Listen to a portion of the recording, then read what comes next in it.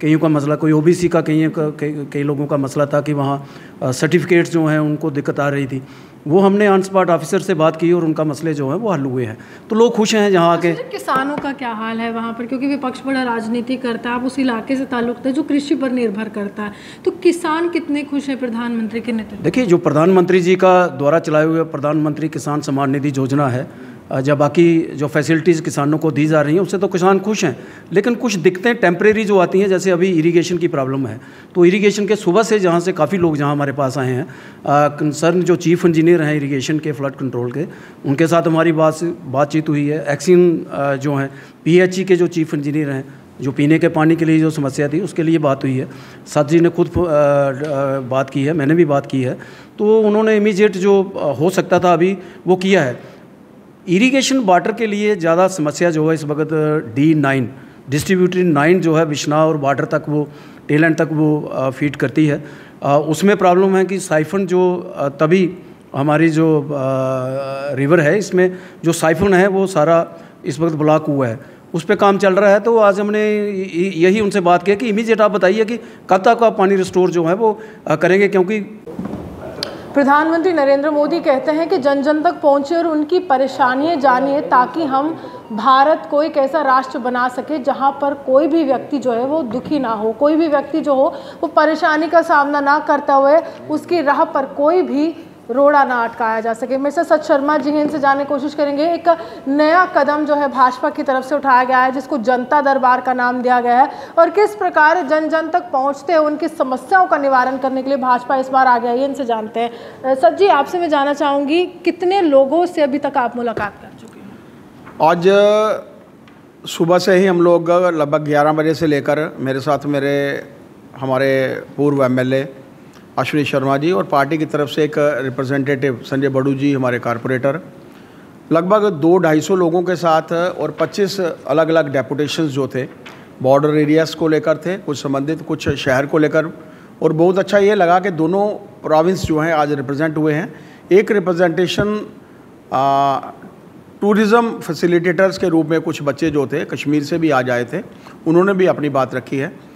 जिस तरीके से आपने कहा, और बिल्कुल सही भी है, कि देश के प्रधानमंत्री जी का एक सपना है कि डोर स्टेप के ऊपर लोगों की समस्याओं का समाधान हो। उसी के अंतर्गत रविंद्र रैना जी ने ये तय किया था कि मंडे से लेकर सैटरडे लगभग 6 दिन बनते हैं, एक पूर्व मंत्री, पूर्व MLA और पार्टी की तरफ से एक कार्यकर्ता जो है वो रखा जाएगा, ताकि लोगों की दुख तकलीफ सुनी जाए, उनका समाधान हो।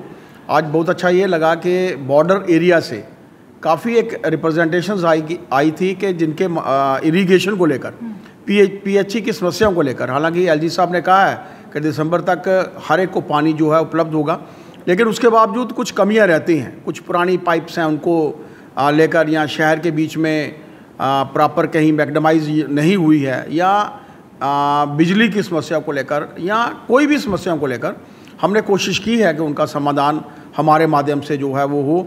एक रिप्रेजेंटेशन हमारे पास वो भी आई थी कि यहाँ पर नेशनल हाईवे के माध्यम से एक सर्विस लेन का कार्य जो था उसको शुरू करवाना था, उसके भी कंसर्न्ड ऑफिशियल्स को हमने बात जो है वो रखी है। आपसे मैं जानना चाहूँगी, आप ग्रामीण क्षेत्र से ताल्लुक़ रखते हैं, तो वहाँ के जो लोग हैं वो किन किन परेशानियों का सामना करें, क्योंकि इस समय स्थायी स्थिर सरकार नहीं है। आप MLA थे तो आपको एक विकास पुरुष का दर्जा उस समय दिया गया था कि आप इंडिपेंडेंट भी जीत कर आए थे, लेकिन इस समय सरकार ना होने के बाद कितनी मुश्किल होगी?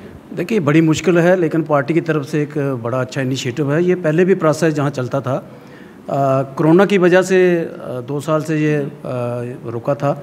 आज मेरे साथ यहाँ सच शर्मा जी, जो पूर्व में अध्यक्ष रहे हैं स्टेट भाजपा के और फार्मर मिनिस्टर भी रहे हैं, संजय बड़ू जी भी हैं जो पार्टी की तरफ से सेक्रेटरी हैं यूटी में। तो कुल मिलाकर अभी जैसे इन्होंने कहा है कि बॉर्डर से काफ़ी सारे लोग जब सुबह से यहाँ आए हैं, तो जब हमने सुना तो ऑन स्पॉट हमने टेलीफोनिकली भी जो कंसर्न डिपार्टमेंट है उनसे बात की है। तो कई बड़े खुश होकर लोग जहाँ से गए हैं, कईयों का मसला, कोई ओबीसी का कई लोगों का मसला था कि वहाँ सर्टिफिकेट्स जो हैं उनको दिक्कत आ रही थी, वो हमने ऑन स्पॉट ऑफिसर से बात की और उनका मसले जो हैं वो हल हुए हैं, तो लोग खुश हैं जहाँ आके। किसानों का क्या हाल है वहाँ पर, क्योंकि विपक्ष बड़ा राजनीति करता है, आप उस इलाके से ताल्लुक है जो कृषि पर निर्भर करता है, तो किसान कितने खुश हैं प्रधानमंत्री के नेतृत्व? देखिए, जो प्रधानमंत्री जी का द्वारा चलाए हुए प्रधानमंत्री किसान सम्मान निधि योजना है, जब बाकी जो फैसिलिटीज़ किसानों को दी जा रही हैं उससे तो किसान खुश हैं, लेकिन कुछ दिक्कतें टेम्परेरी जो आती हैं, जैसे अभी इरिगेशन की प्रॉब्लम है। तो इरिगेशन के सुबह से जहाँ से काफ़ी लोग जहाँ हमारे पास आए हैं, कंसर्न जो चीफ़ इंजीनियर हैं इरिगेशन के, फ्लड कंट्रोल के, उनके साथ हमारी बातचीत हुई है। एक्सिन जो हैं PHE के जो चीफ़ इंजीनियर हैं, जो पीने के पानी के लिए जो समस्या थी उसके लिए बात हुई है। साथ जी ने खुद बात की है, मैंने भी बात की है। तो उन्होंने इमीडिएट जो हो सकता था अभी वो किया है। इरिगेशन वाटर के लिए ज़्यादा समस्या जो है इस वक्त D9 डिस्ट्रीब्यूटेड 9 जो है बिश्नाह और बॉर्डर तक, वो टेल एंड तक वो फीड करती है। उसमें प्रॉब्लम है कि साइफन जो तभी हमारी जो रिवर है इसमें जो साइफन है वो सारा इस वक्त ब्लॉक हुआ है, उस पर काम चल रहा है। तो आज हमने यही उनसे बात किया कि इमीडिएट आप बताइए कि कब तक आप पानी रिस्टोर जो है वो करेंगे, क्योंकि अभी धान का फसल लगना है, पनीरी लोगों ने लगानी है। और दूसरा D17 है जो डिस्ट्रीब्यूटेड 17 जो है, जो बिल्कुल बॉर्डर तक यहाँ टेल एंड जो हमारा है, एक्सट्रीम बॉर्डर जो 0 लाइन पे ऊपर जितने भी हमारे गांव हैं वो भी वहाँ ये प्रॉब्लम है। तो अभी लोग आए थे, उनको हमने सुना है। तो हमारे साथ जी ने भी बात करके अभी जो इरिगेशन डिपार्टमेंट के जो लोग थे उनसे बात की, और उन्होंने हमसे 2 दिन का समय मांगा है। तो हमने कहा है कि इमीडिएट, क्योंकि जो जैसे आपने कहा है परेशानी तो है, क्योंकि अगर पानी नहीं नहरों में होगा तो किसान खुश कैसे होंगे। तो हमारा पूरी कोशिश है, इसीलिए पार्टी ने ये इतना बड़ा इनिशिएटिव लिया है कि लोग कहाँ जाएँ, क्योंकि ब्यूरोक्रेटिक सिस्टम के अंदर इतनी अप्रोच लोगों की होती नहीं। हम पार्टी हेडक्वार्टर में बैठ के यहाँ से जब फ़ोन करते हैं तो कम अफसर को लगता है कि कोई तो कोई है जो अकाउंटेबल हमें बनाएगा। तो इसलिए आज ये प्रोसेस मंडे से अभी दोबारा शुरू किया गया है, और आने वाले दिनों में जिस तरीके से ये सारा लोगों में पता चल रहा है, आज मुझे लगता है कि काफ़ी सैकड़ों की संख्या में लोग जहाँ 200-300-400 लोग सुबह से जहाँ होके गए हैं। तो इतना बड़ा लोगों को पता चल रहा है, लोग आ रहे हैं। तो रोज़ हमारे सीनियर एक मिनिस्टर और एक फार्मर MLA जहाँ बैठ के, और पार्टी की तरफ से, संगठन की तरफ से एक कोई जिम्मेवार जो अधिकारी है वो बैठेंगे। तो हम सब कोशिश कर रहे हैं कि जितनी लोगों की समस्याएं हैं उनका हल जो है वो निकले। आपसे मैं जानना चाहूँगी, एक कितने दिन जो है ये पूरी तरह से जनता दरबार चलने वाला है, और समय सीमा क्या है, कितने बजे लोग यहाँ पर पहुँच सकते हैं आपसे? देखिए, जैसा भी अश्विनी जी ने बताया है कि ये रेगुलर एक प्रक्रिया जो है पार्टी कार्यालय में चलती रही है जब से 14 के बाद हमारी सरकार यहाँ मिली-जुली रही थी। लेकिन कोरोना के कारण जो है बीच में लगभग 1.5-2 साल से ये पब्लिक दरबार बंद थे, और इस सप्ताह से जो ये है पब्लिक दरबार शुरू हुए हैं।